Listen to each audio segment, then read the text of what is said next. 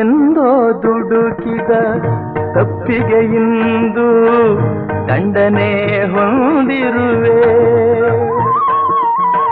ಯಾರೋ ಮಾಡಿದ ಮೋಸಕ್ಕೆ ಇಂದು ನಾ ಬಲಿಯಾಗಿರುವೆ.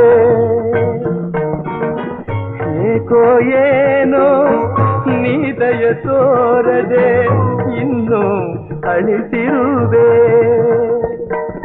ನನ್ನ ಉಳಿಸುವರ ನೋವ ಅಳಿಸುವರ ಯಾರು ಕಾಣೆನು ಈ ಜಗದಿ. ನಿನ್ನ ಹೊರತು ಬೇರಾರು ಇಲ್ಲವೋ ಕಾಪಾಡು ತಂದೆ.